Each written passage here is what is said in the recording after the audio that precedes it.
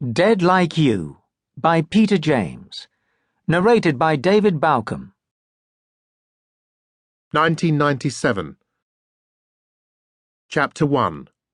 Thursday the 25th of December. We all make mistakes, all of the time. Mostly trivial stuff, like forgetting to return a phone call, or to put money in a parking meter, or to pick up milk at the supermarket. But sometimes, luckily very rarely, we make the big one. The kind of mistake that could cost us our life. The kind of mistake Rachel Ryan made. And she had a long time to reflect on it.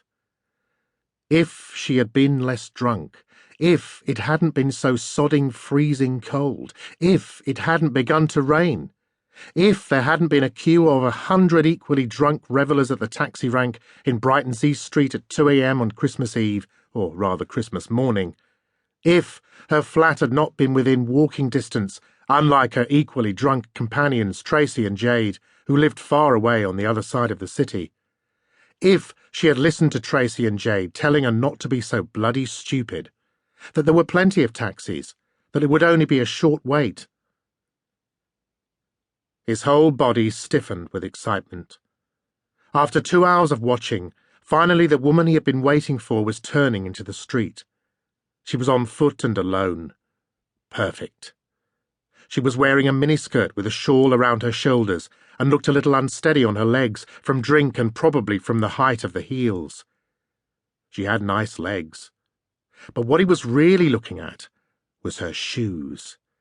His kind of shoes. High-heeled with ankle straps. He liked ankle straps. As she came closer, approaching beneath the sodium glare of the streetlights, he could see through his binoculars, through the rear window, that they were shiny as he had hoped. Very sexy shoes. She was his kind of woman. God, was she glad she had decided to walk. What a queue! And every taxi that had gone past since was occupied. With a fresh, windy drizzle on her face, Rachel tottered along past the shops on St. James's Street, past the Royal Sussex County Hospital, then turned right into Paston Place, where the wind became stronger, batting her long brown hair around her face. She headed down towards the seafront, then turned left into her street of Victorian terraced houses, where the wind and the rain played even more havoc with her hairdo. Not that she cared any more, not tonight. In the distance she heard the wail of a siren, an ambulance or a police car, she thought. She walked past a small car with misted windows. Through them she saw the silhouette of a couple snogging, and she felt a twinge of sadness and a sudden yearning for Liam, whom she had dumped almost 6 months ago now. The bastard had been unfaithful. OK, he had pleaded with her to forgive him, but she just knew he would stray again and again. He was that sort.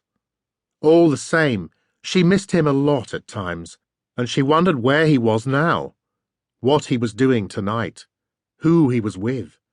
He'd be with a girl for sure. Whereas she was on her own. She and Tracy and Jade, the 3 sado singles they jokingly called themselves. But there was a truth that hurt behind the humour. After 2.5 years in a relationship with the man she had really believed was the one she would marry, it was hard to be alone again, particularly at Christmas, with all its memories.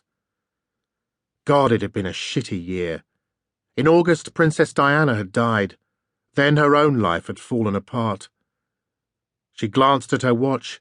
It was 2:35. Tugging her mobile phone from her bag, she rang Jade's number. Jade said they were still waiting in the queue. Rachel told her she was almost home.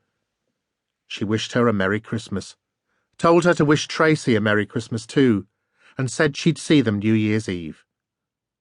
"Hope Santa's good to you, Rach," Jade said, "and tell him not to forget the batteries if he brings you a vibrator."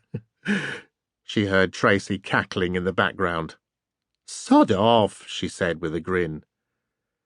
Then she slipped the phone back into her bag and stumbled on, nearly coming a pearler as one high heel of her incredibly expensive Kurt Geigers, which she'd bought last week in a sale, caught between 2 paving stones. She toyed for a